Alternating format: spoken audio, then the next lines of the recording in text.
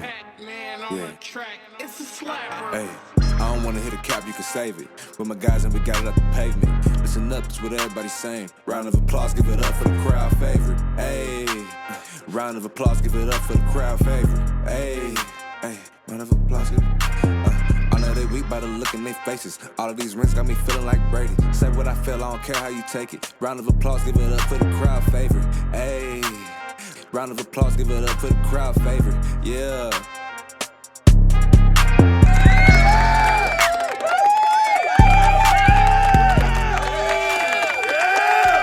Man, it felt like it's been forever in the day, man. It's your boy Devil the Don, a.k.a. the kid that did, a.k.a. Oh, there he go right there. Look, Major, look. Hey, man, I'm happy to be back. This is like episode 23, and we at the place to be, man. What's good, my brother?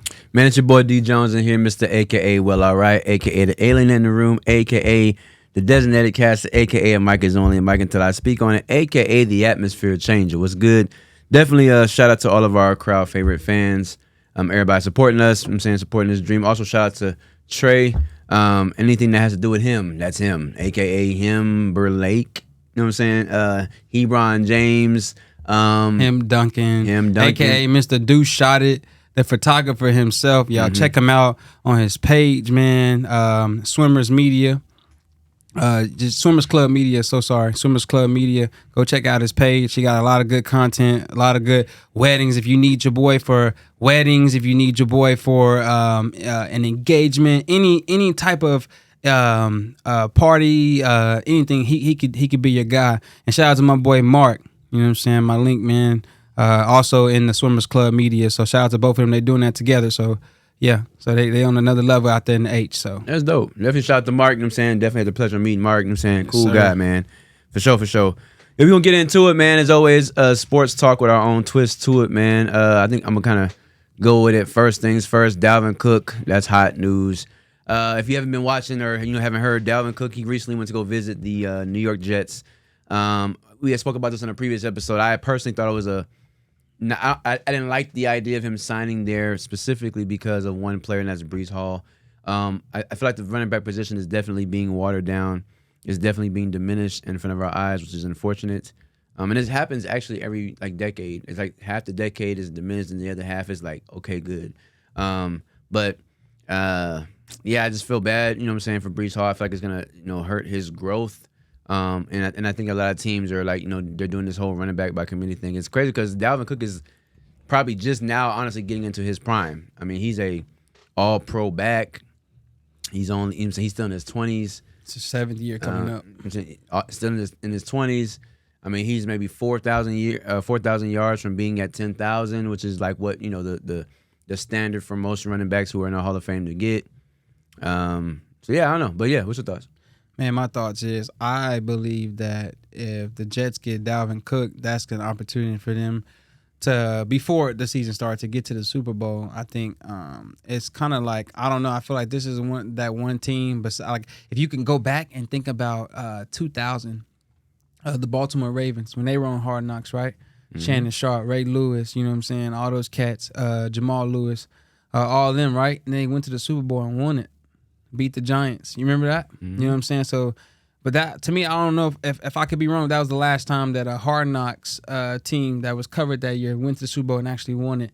And I feel like, man, history repeats itself at some point, and I feel like Aaron Rodgers can possibly have that same effect when it comes to like the way Tom Brady did it. One team, go to your next team, and then you win it that year. I feel like they got the right pieces. Adding Dalvin Cook, not only is he a running back, but he's a utility player. You can put him in the slot. You could put him wide out. That's not ideal, but he could play wide out. He could be a Swiss Army knife, and you can actually have him and Breece Hall on at the same time. This also increases the running back productivity with the Jets. If you think about it, when Breece Hall went down, right? Breece Hall was still the leading rusher at the end of the season, and he got hurt in the middle of the season. You know what I'm saying? Michael Carter didn't have as many touchdowns as he did, as well as I'm missing another running back, but he didn't either. So that goes to say that Breece Hall was the cowbell, you know what I'm saying, for that team. And I feel like in order to be a successful team, a longevity team with all these games now, going into the deep playoffs, like you need 2 running backs, because if it's a game plan and they're catching on to Breece Hall, you got Dalvin Cook still. You know what I'm saying? And you, like I said, you can put both of them on the field. And I feel like what people are missing is, the running back committee is not getting that much highlight. But if you also think about it, is look at the successful teams that had 2 running backs. Aaron Rodgers, when you had A.J. Dillon and Aaron Jones, both 2-headed monsters, that was a pretty good backfield. If you think about also, who was another one? Oh, Miles Sanders and Kenneth Gainwell. Yeah, Kenneth Gainwell was under Miles Sanders, but guess what? They still were working hand in hand. And now just look what, I'm always shout out my Falcons. Think about it. We got Bijan, who can play outside, slot, running back, kick return, punt return. You got Cordell Patterson, who could do all of the same things. And you have Tyler Algier. You know what I'm saying? Like, and you could keep both of them on the field while having CP. I think CP84 should be like just a kick return. He should be a punt return specialist. And like when it comes to like red zone or getting in the end zone, that's when you use him. You know what I'm saying? Like, I feel like explosive plays, like you can lead that to Bijan and Tyler Algier. Tyler Algier, if you think about, and it's crazy because the comparison, and I know I'm getting off topic, but I'm gonna get back to that Dalvin in just a second. But if you think about it, like, think about the Falcons as if you seen the Chargers in 06. 06, you had LT and Michael Turner. Michael Turner is Tyler Algier. Both great backs. But even not LT, even Bijan is compared to LT today. That's his comparison, NFL comparison. LaDainian Thompson. You know what I'm saying? His favorite player was Barry Sanders, but his comparison in NFL is LT. That's the same thing that we're getting right there. While we have a veteran leader who's a Super Bowl winner, Cordell Patterson, who can help them get to that point. But that goes to say, if Dalvin selects, the Jets as his team, that benefits them, because now not only do you still have Michael Carter, you drafted a running back from Pittsburgh, so you got him, and you have Breece Hall, who's going to come back, fresh legs, and he's going to probably take majority of the load, and Dalvin Cook can take less of the load, which is going to keep him healthy and keep him relevant in this market. He might not even sign a super max deal. It may be a 1 or 2 year deal for a substantial amount of money, and he can probably go get his bag somewhere else. Like, I feel like this gonna be like we trying to win now. The next 1 or 2 years, come sign a 2 year deal, because A-Rod only signed a 2-3 year deal. Hey, come sign exactly what we signed, and if it don't work out, bro, you're free. He'll be at 10 years after that. You know what I'm saying? Like, so I really feel like it's really about who's taking chances. I would like to see Dalvin in Dallas. I'm not a Dallas fan, but I don't hate the Cowboys. It's funny, like, I know you think I hate them. I know I be talking trash, but it's just to ignite you. You know what I'm saying? Like, just to see what you're going to say. But I really feel like, the Cowboys, they got a shot, you know what I'm saying, to make it. Adding Dalvin Cook, like, if you think about it, they got the same similar situation. To me, top 3 defense on both sides. Mm-hmm. Jets is a great defense on paper right now, as well as the Cowboys, who've shown that 2 years, in a row, that they're dominant. And so if you think about it, Tony Pollard got hurt and Breece Hall got hurt. And Ronald Jones suspended the first 2 games. Boom shakalaka, right? That's your stand, right? Word, yeah. So if both of them hurt, right, Dalvin Cook can benefit from either one. Because guess what? He's the premier back. Mm-hmm. Those are all, like, I mean, of course, Tony has proven himself, but he needs a 1-2 punch for that to be so. That makes sense. That offense, it makes sense to put him in there. Like, it just makes sense to put Dalvin Cook. He can free up so much. And when Tony Pollard come back, you keeping fresh legs on the field that can do similar things at the same time. That's unstoppable. If your run game is unstoppable, that opens the pass game. And a lot of teams, they're going to catch on. Watch Atlanta. They're going to catch on that running matters. People don't think running back matters. Yes, they think running backs can be replaced. Anybody can be replaced. If you think about it, and at a certain point, receivers wasn't the top thing, but that you had notable receivers, Moss, Fitzgerald, Rice, Megatron. Like, you had those receivers, but at the same time, was that just, receivers? Now receivers, when Odell and them start coming out, now receivers is premier. Mm-hmm. If you tell me from the line. Yes, when you had Marquise Colston, you had all them cats. Mm-hmm. But now when Odell, like the 2013, 2014, 2015 era, all those receivers from that period changed the dynamic of it, right? Running backs was top deal. Back then, running backs was the thing. But now it's like, running back's not relevant. Guess what? It'll be relevant again. It'll be relevant again, like you said, beginning the first half of the 2020 era. Oh, they not caring. And then guess what? You see that it works in Atlanta. You see that it works in New York, and you see that it works in Dallas, or you see that it works in Philly. Now people are going, oh, now we do need running backs. Now it's not going to be $11 million minimum for a premier quarterback. I mean, running back now can be 15 where they want to start at. You know what I'm saying? So it's all about a matter of time. I appreciate Atlanta for taking that chance and leap of faith to get Bijan Robinson to show, hey, we value running backs. And also, they got him at a cheap deal. He's on a rookie contract.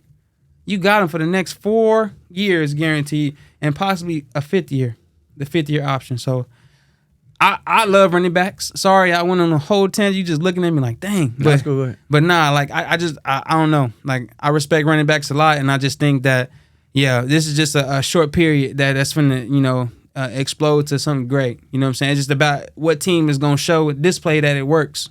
Think about Detroit. All them running backs in Detroit. You know what I'm saying? Like, yeah, that's a whole different situation. I was reading today. Detroit is actually.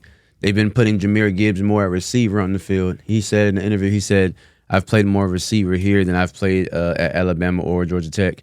And they say he's been playing with the first team, but at receiver. And he definitely goes to receiver when they put David Montgomery in. So, but I mean, that's the thing too. I mean, you that's when I call it the Christian McCaffrey experiment. You have a running back who shows you in college like he's shifty. He's not the bell cow. He's a evasive running back. He makes people miss. Not really a run them over type, power back. But when you just try to put him at a whole new position in the top league of the best football players in the world, sometimes it doesn't always pan out. Like, it's cool to make him a what's that thing called, a Swiss Army knife, and put him in different spots, i.e. Cordero, Debo. You know what I'm saying? Debo, you know what I'm saying, like that. But when you primarily put somebody somewhere else, it doesn't always pan out. You know what I'm saying? It doesn't always pan out. You know what I'm saying? We've had cases where we had players have success. Like, I was thinking about Antoine Randall. You know what I'm saying? He was a quarterback in Indiana. Got to the league and went to receiver. Had some success. He wasn't premier, but he definitely had some success. Greg Ward. You know what I'm saying? Greg Ward. You know what I'm saying? Same thing. Not premier, but success. What's his name? The dude, Mohamed Sanu, quarterback at Rutgers. You know what I'm saying? He still has a killer arm. It's crazy. His Madden throwing power is crazy on Madden as a receiver. It's crazy. But you know what I'm saying? Like, same thing. Receiver, not premier, but definitely has some success. So you see players have success, but learning a new position that late in life is different. You know what I'm saying? That's why you have like people like Richard Sherman, who learned in college, and then he's a Hall of Famer. He was a receiver at Stanford. Moved to corner. The rest is history. So I know that's your guy. That's my guy. But that's a crazy story, though. Nah, facts. But to piggyback what you saying when it comes to like those running backs that are getting put wide out, getting put in the slot, like, you got to think about it as all the NFL is now doing is creating that next prototype. So as you're an Atlanta Falcons fan, Bijan's your guy. I remember sitting there with you in the draft. You was super hyped. You know what I'm saying? I called it. Saying? Sports emotional that they got him. I was happy for you, all right? Now, do you, as a fan of your team, you only have one answer. One has to be yes or no. I mean, these two positions. Would you rather Bijan be at running back or at receiver? I don't mind him at receiver. Here's why. We don't really have. We got Matt Collins, right? But Matt Collins not in here on the Supermax deal, right? Like I said, we're creating prototypes. You got to take a chance, and if it don't work, go back to the running back. But you need Tyler Algier. Cordell Patterson don't have that much left, and I can see like they're utilizing him as a rookie now to see what works, because you have 2 solidified running backs, and when Caleb Huntley comes back, you have 4 solidified running backs that you don't even need to go look anywhere else for another running back. You got 4, you know what I'm saying, that you can work with. That could be on the roster. Cordell Patterson's gonna probably retire in probably the next year or 2. It's gonna happen. He's older. You know what I'm saying? He's like he came in the league in 2012, 2013. Yeah, he's been in the league for quite some time, and I feel like his roles are gonna lessen more and more as the years come by. Yeah, he's showing that he's a Swiss Army knife, but this value started to come about once he came from New England. You know what I'm saying? Like, he wasn't, when he was in Minnesota, he wasn't all that. You know what I'm saying? He was a decent receiver that can return kicks. You know what I'm saying? He went he went to New England and then started working for him. You know what I'm saying? He went to Chicago and he was basically known for returning kicks. He wasn't like, a threat wide out. You know what I'm saying? He wasn't a threat at running back. You know what I'm saying? It just took the chance, you know what I'm saying, to create the next prototype. Like, and that's what Jahmyr Gibbs and Bijan Robinson. That's why they was 1A and A and 1A. You know what I'm saying? Like they literally was Detroit and Atlanta would have won if they would have swapped picks. It still would have been the same type of result. Because they creating a prototype. In the next 2-3 years, you're gonna see another running back that's gonna remind you of Bijan. It's gonna remind you of Jahmyr Gibbs, and then that's gonna be the new trend. Just like now, you see all these receivers, they want to catch one hand now. Why did they want to do that? There's a guy by the name of Odell Beckham, Jarvis Landry, who just put on a show on how to catch one hands. Now that's like, oh, can you do that? Oh, what's spectacular? Tony toe taps, all that. Like, shout out to, you know what I'm saying, all Garrett Wilson, who's keeping that relevant. You know what I'm saying? Jameson Williams, who's keeping that relevant. Them Ohio State receivers are dogs. You know what I'm saying? So, like, you just got to think of it like time's evolving, and they're looking at it like, okay, Detroit and Atlanta's looking at, okay, we drafted you this high, right? Top 15 picks, both of them. 12 and 7. I mean, it's 12 and 8, right? We picked them, right? But it's like, okay, we know that running backs can deteriorate anytime. You know what I'm saying? Anything can happen, right? Why not utilize them in different ways to keep them prevented from injury? Think about it. Deebo Samuels had that same issue with Kyle Shanahan 2 years ago. Excuse me. He had that same instance where he was like, bro, I'm not a receiver. Or he said, I'm not a running back.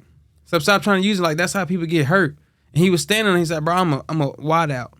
I'm not a running back, right? Was he good at it? Yes. You seen it and I seen it. The boy can run the ball, right? But that's not what he wanted to do because he know the risk that you're taking. You're keeping those two rookies fresh by keeping them at the wideout and still using their skill sets. Versus, you just need to get the ball in their hands. It don't matter how you do it. They good enough. Like that boy, you seen it. You put it in the chat. That boy Bijan Robinson, nice. But guess what? You was a huge fan of Jahmyr Gibbs since September 3rd when they played us and beat us. You was like, oh, that Gibbs boy, he nice, right? Yep. So you know that you can use him at wideout. That's Alvin Kamara. Mm-hmm. I hear you. I mean, definitely best of luck to both of them. I hope that they have much success in the league. We'll see. Another running back, got 3 to talk about today, but Ezekiel Elliott, he also took a visit to a team, the New England Patriots.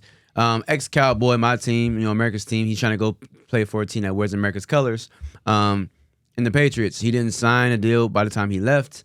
That's always a wonder. Like, did he come in there too fat? Did they feel like he didn't have the explosiveness? It always makes you wonder. I can say things about Dalvin Cook too, so you never know. But well, then again, I mean, what's his name? Took 3, 4, 5 visits and didn't sign nobody to super late. DeAndre Hopkins. So it happens. But I definitely hope that Zeke gets to play somewhere. I'm honestly glad he's not in Dallas. I just hope that he gets to go play somewhere. I thought for sure he would have gone to, and he still might, the Chargers. You know what I'm saying? Create a 2-headed monster over there with him and Austin Eckler, the old coordinator from Dallas. But what's your thoughts on him going to visit the Patriots? I don't think the Patriots is a thing for. I like Ramondre Stevenson carrying the tote there. I think personally that Ezekiel Elliott should go somewhere like Cincinnati, a team that like don't need him, but he would be a great asset for. Joe Mixon, you know what I'm saying, is the bell cow running back right now. Samaje Perine went to Denver. Shout out to Samaje, Austin, Texas. But yeah, he's in Denver now, and they need another premier back. You know what I'm saying? It's like, okay, why not just use Joe Mixon for majority work, but like feed Zeke. Like, you know what I'm saying? He can still get in the end zone. Like that wasn't an issue. It's just how efficient he is when it comes to like, long yardage. Like the guy's a great pass protector. People are missing that. You know what I'm saying? So like he's still valuable. It's just he was one of the main reasons why these running backs are not getting paid.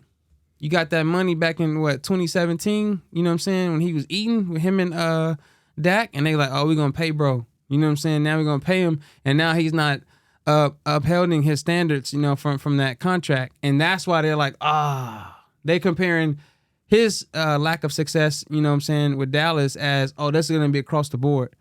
Mm-hmm. It don't help that Saquon Barkley, he had a great season last year, dropped 1,300 yards, you know what I'm saying? But it's like, dang, but you were hurt 2 years in a row. You know what I'm saying? You were hurt. So, like, this is why we don't want to pay you X amount of dollars. I don't really understand the Josh Jacobs situation, but I feel like the Raiders be having so many issues with players and, you know, off the field issues that they just got to get their house in order. You know what I'm saying? They got new management. You know what I'm saying? So let's see how that transpires. But I think, you know, with these running backs, man, like they're comparing someone else's lack of success to what could possibly be them. They're kind of like already projecting something's not to work, you know? So I feel like it's going to take a couple players for the running backs to be appreciated, and you're going to see it this year. You're going to see it in Bijan. You're going to see it in Jahmyr Gibbs. You're going to see it in Dalvin Cook wherever he lands. You're going to see it in Saquon Barkley. You know what I'm saying? You're going to see it in Josh Jacobs. Like, even this young man right here, you're going to see it in him too. You know what I'm saying? JT, Johnathan Taylor. What's your thoughts about that? Yeah, I was about to say, honestly, with Johnathan Taylor, I don't really know the details. You know any details why he requested trade? Well, it was a fake rumor that said that he was having back issues that the team was ignoring. He tweeted and said that wasn't true. Jim Irsay said that he's not trading him now or in October when the deadline approaches. I don't know, because it's crazy because his personality, he's not like a rah guy. Yeah, he's really like mellow, cool, chill, like, you know what I'm saying? So it's like something has to really like disconnect. And it's like, man, you just got a brand new quarterback in there. You know what I'm saying? Mm-hmm. Your wideout room is looking subpar decent. You know what I'm saying? Your O-line has gotten a little better. You know what I'm saying? You got a new coach, you know what I'm saying, that came from Philly, just came from the Super Bowl. Got the quarterback that they want, and you know what I'm saying, and can still apply that same type of scheme with you know what I'm saying, somebody that's a little bit faster, a little bit taller, you know what I'm saying, a better arm, like, you know what I'm saying, just got to see if it worked. I can't. It was shocking. Like when I got the news, I was like, it has to be something that, like, you know what I'm saying, there's a disagreement, because like, I mean, from the outside looking, how could you piss him off? Like, you know what I'm saying? So I think we were talking about earlier. I think it might be the running back by committee thing. Maybe he's looking at the scheme and like, man, because he about the guy the coach that's now from Philly. He had Miles Sanders. He had Caldwell. Gainwell. Gainwell, and then he had Boston Scott. Boston Scott. Like they kind of like, you know, even though Miles Sanders had a career year, they really kind of a lot of the time split on that field. And for him, he's been a bell cow. He wants to run the ball. He wants to be like your boy in Tennessee, Derrick Henry. So like now he's like, okay, I'm spending time with, you know, every other running back we got in this room. Like I'm trying to, you know, create a legacy. I'm trying to do whatever. You know, some players care about more than just whatever. So now he's like, I want to go to a team where I can be the featured back again and, you know, tote that ball. That might be a reason. You know what I'm saying? Mm-hmm. That don't take, you know, no rah for that. He might just be like, I want this. You know what I'm saying? 'Cause I guarantee you, if Tennessee came in there and brought 3 other backs in there and started taking a bunch of carries from Derrick Henry, he might say, get me out of here too. You know what I'm saying? So that's my overall thought when it comes to Johnathan Taylor. Think about it real quick. In a perfect world, right? Perfect world. Shout out to Trey. He always say that. In a perfect world, what if, like, you know what I'm saying, Jim Irsay just did a smoke screen and they are in the process of trading him, right? Yeah. And guess what? What if it did something like this, right? Or they, you know, they're not going to release him like he's under contract. Oh, yeah. But what if it was like, okay, breaking news, Dalvin Cook is seen in Indianapolis. They said, okay, bet. You acquired Dalvin Cook, right? Mm-hmm. You acquired that. That's equivalent to Johnathan Taylor, like right now, like in his prime, like you said. Yeah. You know, Johnathan Taylor a little younger, but you then Johnathan Taylor goes somewhere else. I don't know where he can go, but he could fill a void in New York, the Jets. You know what I'm saying? Like they can take up his contract. And they like, okay, well, we can keep your existing contract, and you could be up for the new contract. You know, a certain amount of time. But that'd be crazy. I mean, that could be a slight possibility. You know what I'm saying? Like, if he not happy there, Dalvin Cook either may look into why he not happy, or just be like, man, I'm just trying to get paid. You know what I'm saying? And get that same recognition. Then someone else take on Johnathan Taylor's contract. I'm just trying to go to Dallas and trade everybody else in the room. Pollard, all of them can go. You trade Pollard for Johnathan Taylor? Today. You would trade Dalvin Cook for, I mean, you wouldn't need to, but for Johnathan Taylor, you would trade him. Today, right now. I have to pack his stuff for him. Say Pollard, gotta go. Okay, just funny. Breece Hall for Tony Pollard. Today. What? You crazy. But Breece Hall? You disrespecting Tony now. No, I'm not. Dog, Breece Hall, again, he's younger. Remember I said this last year. I said, in my opinion, even though Tony Pollard has been playing great for us, Jerry Jones kind of screwed him over. He played 5 seasons behind whoever. And running back's lifespan is only 4 in the NFL. He's already spent over half of his career being the backup. Yeah, he got quote-unquote fresh legs when he came in the league and started getting more time. He got hurt. You know what I'm saying? This boy is. If I have a younger guru who I know I've seen what he can do, it's not like it's a rookie who hasn't proven himself yet. This is a guy I've seen what he can do in the NFL level. The game has slowed down for him already. Gotta go, Tony. At the end of the day, yeah, like Tony's my kind of back. He's scatty-addy, but he's already smaller than Bijan Robinson. He's smaller than Jameer Gibbs. Like they're big. They're way bigger than him. He's a little guy. You know what I'm saying? Tony Parker's a little guy. He's just fast and evasive. He's strong though. He is strong. He get hit one good time though. You know what I'm saying? Like, momentum is a strong thing. Somebody grab the back of your jersey, you going forward, and it'll rip out their hand. Yeah. Yeah. Nah, last team for Dalvin, and I just think they can't afford him, but if they move some stuff around and be possible, send him to Kansas City. And you're going to say that they ain't no money, though. I know. I said if they had some money, send him to Kansas City, but yeah. For sure. Jumping into basketball, Dame, that's his guy for sure. We talked about, Dame Lillard. So, if you haven't heard about it, Dame had made it very public that he wanted to go play for Miami. That's the only team he wants to go get traded to. Mm-hmm. The commissioner actually reached out to Dame and his agent and said, "Hey guys, listen, man. Commissioner, Silver here. If y'all say anything else public about Dame wanting to only play for Miami, there's going to be some penalty and repercussions." And so they basically told him like you can't do that. And at the end of the day, I kind of agree. It's a business. And I think a lot of times, like you always hear people say like the players should have the power. The players should have the power, but I do think we have to have some kind of balance, some kind of harmonious way about how the leagues in professional sports work.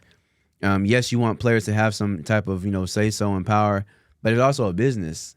And as an organization, if I'm not in the mindset of I want to just tank, you know what I'm saying? Like, and I still want to compete, especially when you're playing in the Western Conference where it's so open, any team can get out of the West. Mm-hmm. I don't necessarily want to have just 2 bags of Ruffles and a bag of hot Cheetos for one of the best players to come in the league in the last decade and a half. Like, that's not fair to me and my organization. It's not fair to our fans. It's not fair to anything we got going over here. We're already in a small market playing in Portland where it rains all the time. So we got to have something that's making people want to come here and watch us perform on this court. And so if I don't want to take Tyler Hero, 3 draft picks, a pick swap, or send Tyler Hero to a third team, 3 draft picks, a pick swap, and one of your cheap players for Dame, our greatest franchise player ever, I'm not obligated to do that. And if you're a Dame, you should be able to have enough understanding. But you know what? I get it. Let me give you a list of that's usually how it works. Give me a list of teams that you were want to go to. When James Harden got traded from Houston, he went there and told Dan Morey that. He said, "Hey, I'll go to Philly. I'll go to Brooklyn. I'll go to here, Boston. I'll go here. He gave like 4, 5, 6 teams. Like he didn't just say trade me to Brooklyn. He ended up in Brooklyn, but he gave some list of teams. Like everybody does that. This guy says send me to one team. You're tying their hands behind their back. This trade should have been done a month ago when he first came out. Hasn't been done, which means you got to come up with something else. Go back in the lab and say, you know what? Let me really think about this. What teams would I really can I see myself having success with, playing with, a mixture of some of them players, and trying to win a championship? Because you're gonna mess around and be, the season coming up here next month. It's preseason. You better figure this out, buddy. Yeah. Nah, I mean with Dame, man, I just like you said, like he's already exposed where he want to go. And now it just makes me personally feel that it's not going to work out in his favor. You know what I'm saying? Like, I don't think that it's going to really pan out for him with Miami, because now the dream is already so people start, creating mock trades and trying to figure out, you know what I'm saying, if this could really be a possibility where other players may get shipped to and all that. I feel like that causes chaos and you know what I'm saying, within the organization, both organizations, Miami and Trailblazers, mainly the Trailblazers, but with Miami, it's kind of like they probably, in the facility, like, who's going to be gone? Mm-hmm. Like the unknown. Like, you know what I'm saying? It's like, we're waiting on this player, right? And any one of us that's kicking it right now, that's playing on this team, can be gone. Besides Bam, possibly Bam or Jimmy, but everybody else is up for grabs. Yeah, gone. So it's like, I feel like with Dame, man, should he had went about that way, I feel like he's a loyal guy. He's always stood on his 10. I respect that. Like, I admire people like that, but I feel like him and his agent could have kept it, under wraps. You know what I'm saying? Like, until it actually happened, because like now it's like you said, like earlier today, that affects other teams, you know what I'm saying? Like 10 other teams that are waiting for trades, but they sitting here waiting on him when, you know what I'm saying, in all actuality, if, he would have never said nothing, some of them trades probably would have already went through. And I'm gonna be honest, if I'm Miami, I'm gonna call them and say, hey, listen, I'm gonna give y'all 3 days. Yeah. Because there's also been rumors that Miami could have traded already and they could have already tried, they said they could have already worked up a big old piece to go get Joel Embiid. Mm-hmm. They said they could have went and got Pascal Siakam. You know what I'm saying? Like, there's other players you can go out there and get to help out Jimmy Butler and Bam have a chance to get Miami back to that promised land. Like, and we're waiting and waiting and waiting and waiting and waiting, and you're missing out on an opportunity to go get some other players. So I would give him 3 days and say, you know what? Hey, Dame, listen, man, I tried to get you here. It didn't work out, man. Best of luck to you. See you in the season. We got to move around as an organization. We have to.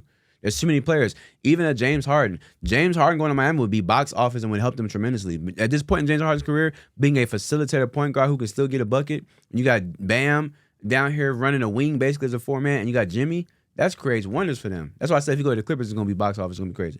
But yeah, I do have these. I saw these little fun questions I wanted to ask. I'm going to present them to the show and ask you, Devin, for sure. But let me pull up this first one real quick and let me see if that's it. No, that's not the one. Let me see if this is it. Number 2. That's not either. Let me go number 3. Here you go. So this is the question here. There's 4 teams here. I'm going to go ahead and present them to everybody. First team is Kareem Abdul-Jabbar, Kevin Durant, Chris Paul, Kobe, and KG. You're great, Kevin Garnett. Team 2, Tim Duncan, Allen Iverson, John Stockton, LeBron James, and Shaquille O'Neal. Team 3, Nikola Jokic, Giannis, Magic Johnson, Michael Jordan, and Dirk Nowitzki. And Team 4 is Karl Malone, Larry Bird, Steph, Dwayne Wade, and Hakeem Olajuwon. Which team are you taking and why? Give me like 10 seconds. Do your thing. I know my team already. It's easy for me. Yeah, for sure.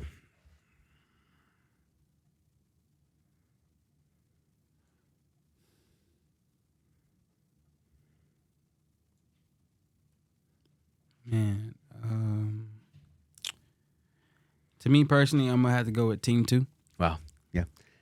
I'm gonna go with Team 2 only because, like, you know, AI was the guy, but like he was natural shooting guard. You know what I'm saying? John Stockton, one of the greatest assist leaders of all time, still up in the ranks. And then you have Mr. Diesel himself, the Mr. Unstoppable, Shaquille O'Neal, and Mr. Fundamental on down low. And then you have the GOAT, like LeBron. So I feel like that's just a great team because you have selfless players. Like, they're not selfish at all. Like, they're all about team. You know, if you look at Team 1, Kobe may not pass KG the ball, and KG may get mad.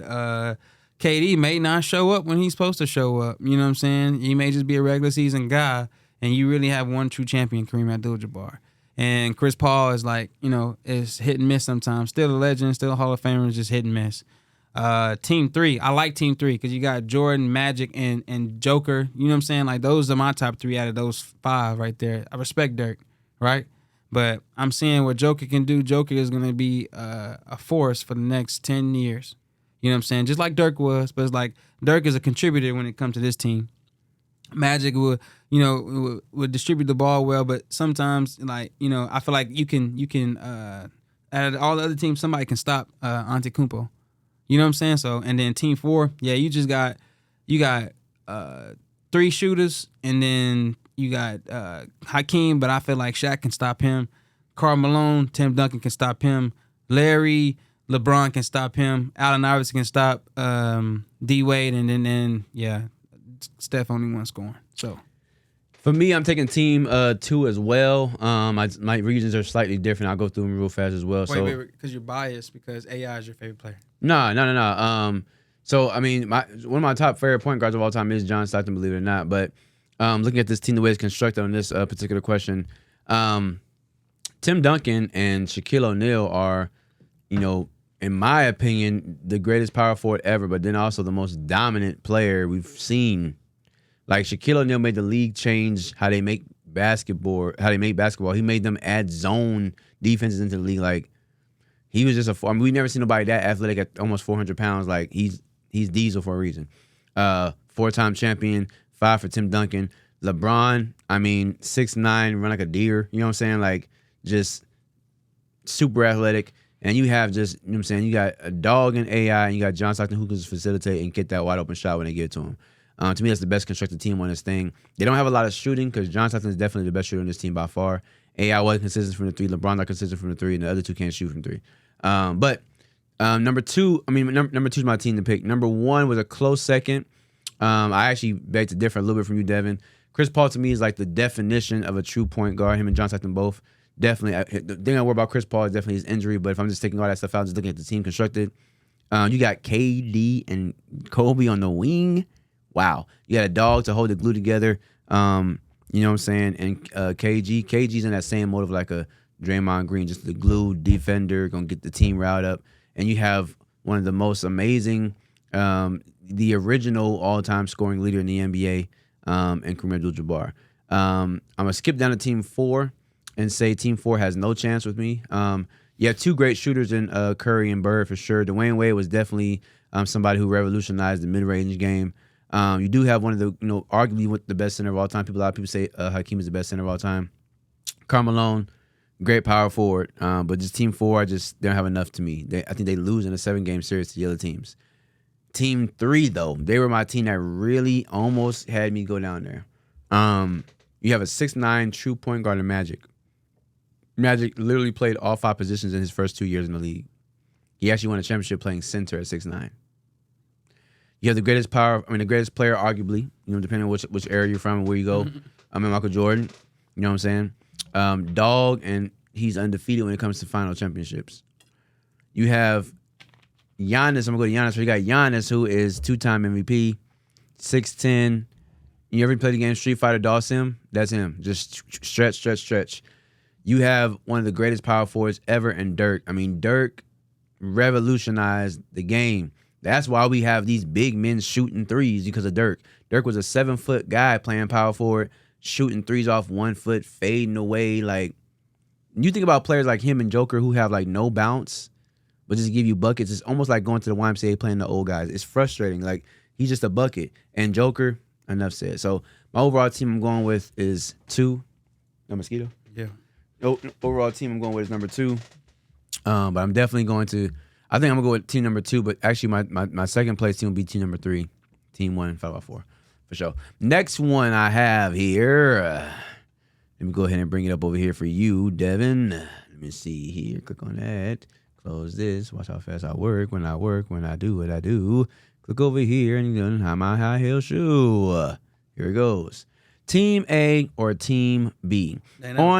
On Team A, you have John Morant, Donovan Mitchell, Jaylen Brown. You have what's his name? Dang, I forget this dude's name. Markel Bridges, and you have Bam Adebayo. On the bottom team, we have Shea Gilgeous-Alexander, we have Devin Booker, we have Anthony Edwards, we have Paul George, and we have Cat. Easy. What team you going with? Team B. Easy. Because Shea, he to me, he's not better than Ja, but I feel like he'll give Ja a run. I feel like Devin Booker is hit and miss. Him and Spider like the same. Like, they both can put up 70. Like, they just shooters. I think Jaylen Brown better than Anthony Edwards now, just because he's older. Paul George is better than Markel Bridges, and Cat is unstoppable compared to Bam. You going Team B? I'm going Team B as well. I think Shea's better than Ja. I think Devin Booker is leaps better than Donovan Mitchell. That boy is pure bucket. I think Jaylen Brown is better than Anthony Edwards. Anthony Edwards is on his way though. Paul George, bucket.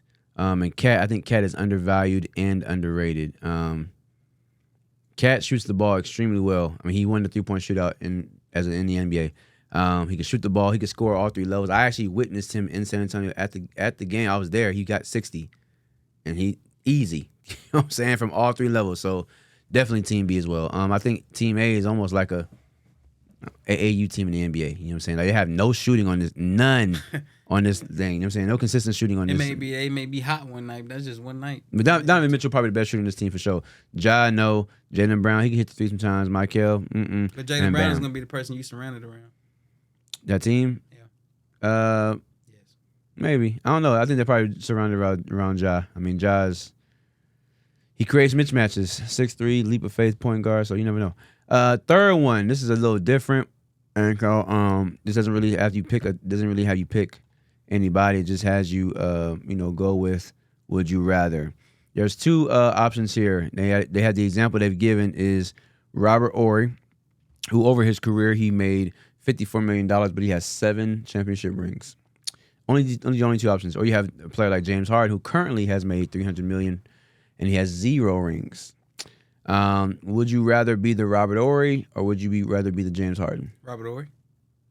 Okay, go ahead. Easy, because like you can turn 54 million to 300 million, depending how you invest and depending where you put your money in. 7 rings, yeah, you were a team player, you know what I'm saying, and you wasn't solely the main guy, but guess what? You were there because you were valuable. That's like a PJ Tucker.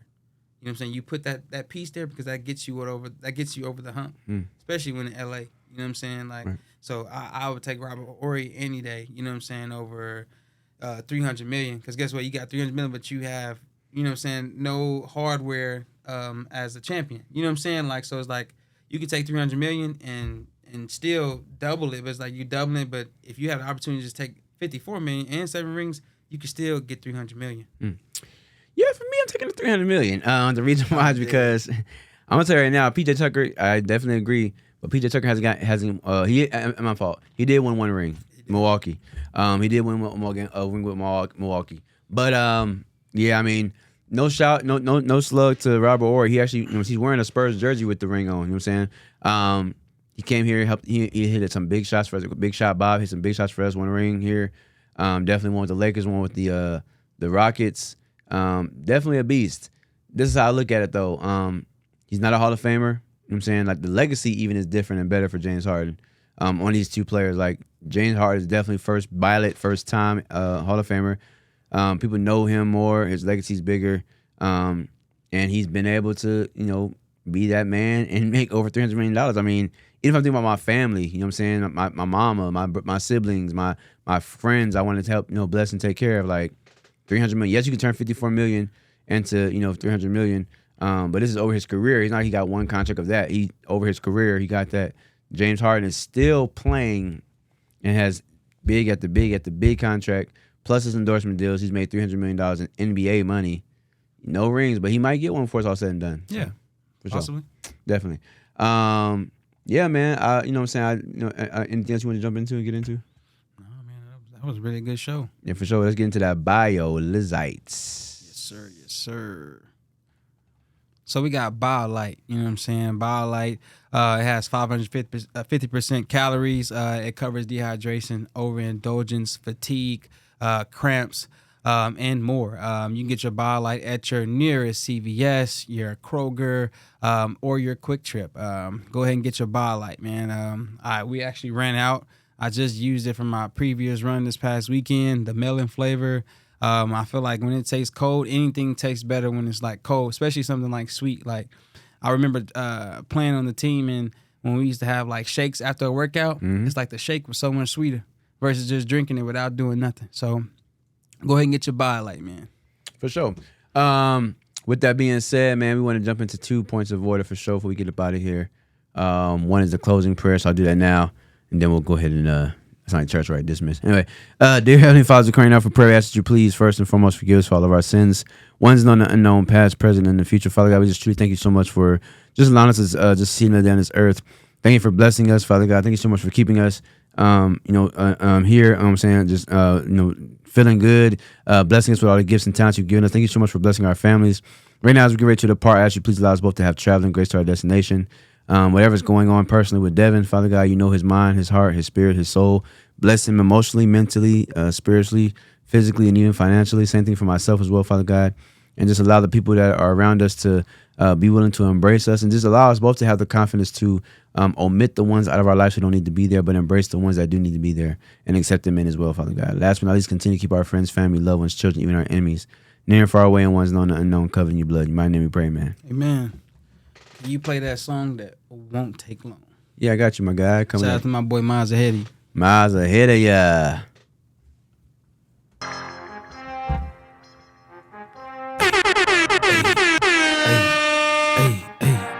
Hey. Crowd favorite again. We are here. You know what I'm saying? Sports podcast with our own twist. We holla at y'all. We love y'all to death, man. Hey, I don't want to hear the cap. You can save it. Cause my guys and we got it at the pavement. Listen up, it's what everybody's saying. Round of applause, give it up for the crowd favorite. Hey, round of applause, give it up for the crowd favorite. Hey, round of applause. about to look in their faces. All of these rings got me feeling like Brady. Say what I feel, I don't care how you take it. Round of applause, give it up for the crowd favorite. We love y'all, man. Y'all stay tuned, man. I'll let y'all, man. Be safe. Yeah.